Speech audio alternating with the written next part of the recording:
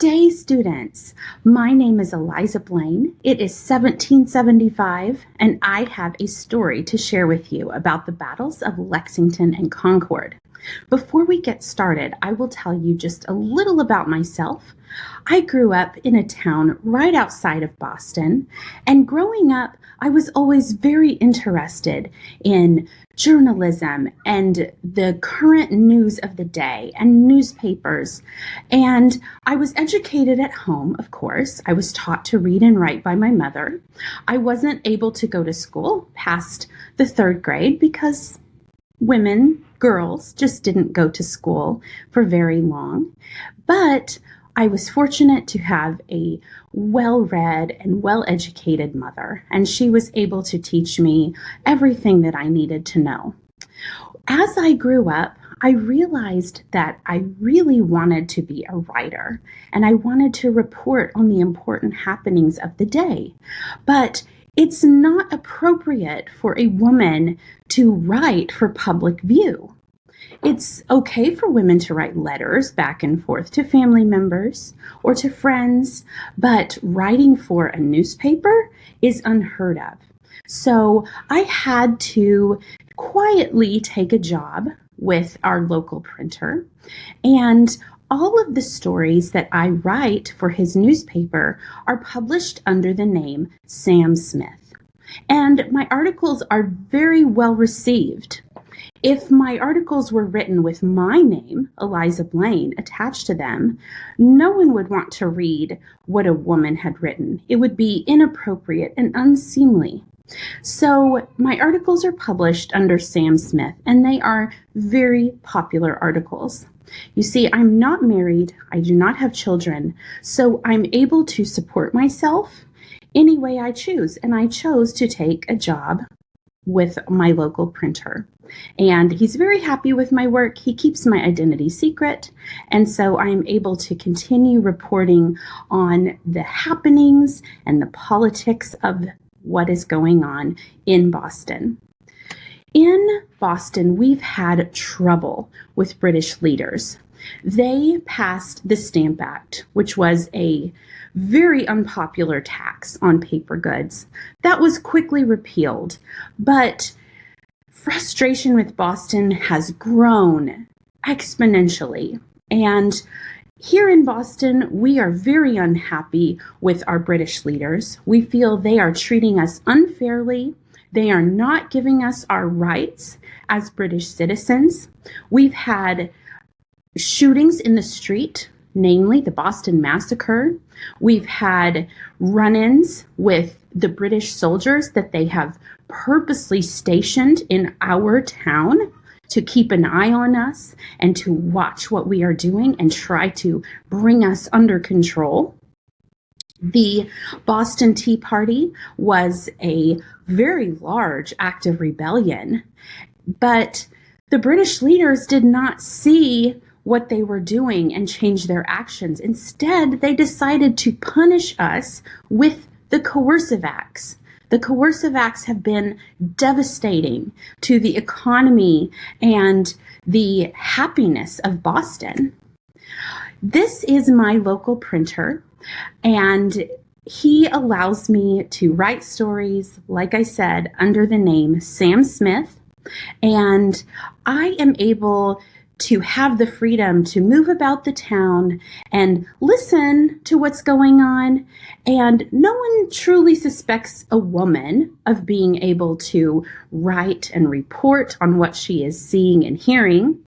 So I'm able to bring my stories back to the printer, and he is able to share them in his newspaper that goes all over Boston and is even sent to other colonies through the committees of correspondence. Well, one night, the night of April 18th, 1775, the entire town was abuzz. News was in the air, and people were talking. There was an upcoming Redcoat March. The Redcoats who were stationed in Boston were preparing to march. You have to understand, Boston was full of spies. Spies for the Patriot cause, spies for the British soldiers, and many spies who were interested in making themselves money by sharing what they had heard and what they had seen. Well, the news on April 18th was that British General Thomas Gage was preparing to send British soldiers out into the outlying towns of Lexington and Concord. And there were hundreds of British soldiers preparing to march.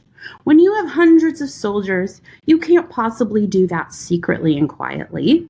Soldiers make quite a bit of noise. And so everyone knew that something was about to happen.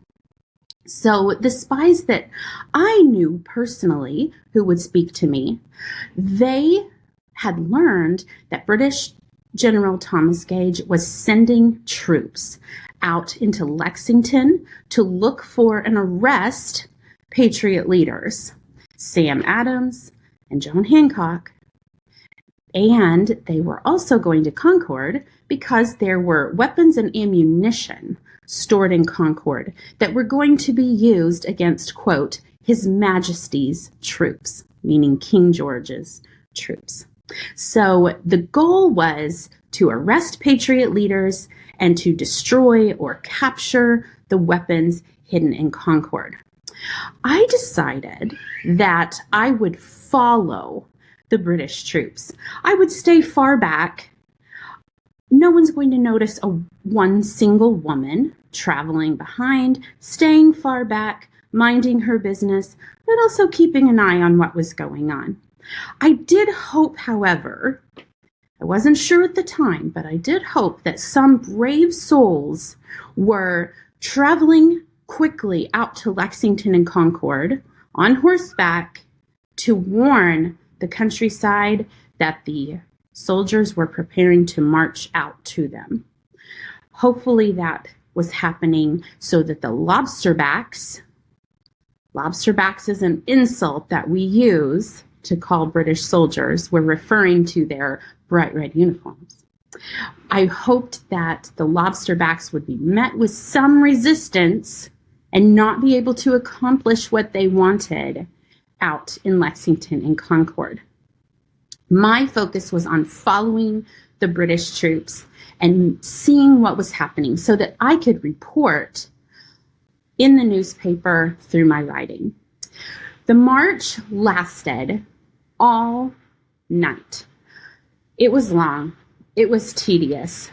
But finally, by daybreak, the soldiers reached Lexington Green. And what did they find in Lexington Green? They found a troop of Minutemen waiting for them. The Minutemen were on the town green.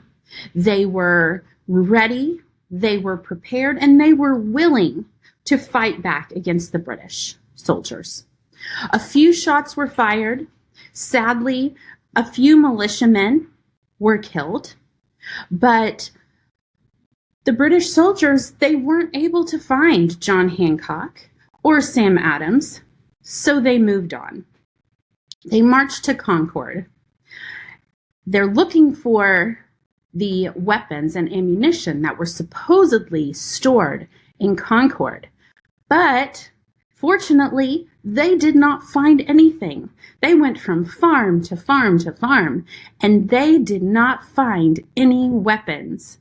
My hope is that someone had warned ahead of time that the soldiers were coming. And so I hope those weapons were hidden in a safe place. Well, as the British soldiers continued, the soldiers guarded Concord's North Bridge, and a problem developed. British soldiers were guarding this bridge, and hundreds of militiamen began to gather at the bridge. Shots were fired, and sadly, there were militiamen and British soldiers both struck at this bridge. But essentially, the British soldiers failed in their mission to arrest Patriot leaders and to find the weapons hidden in Concord. So the British soldiers started their fateful march back to Boston. It was 18 miles back to Boston. If you were marching 18 miles after being up all night and after searching and looking and struggling to find items that were not there in Concord, you would be pretty tired. You would be exhausted. Well, these exhausted soldiers started their march back to Boston, 18 miles long.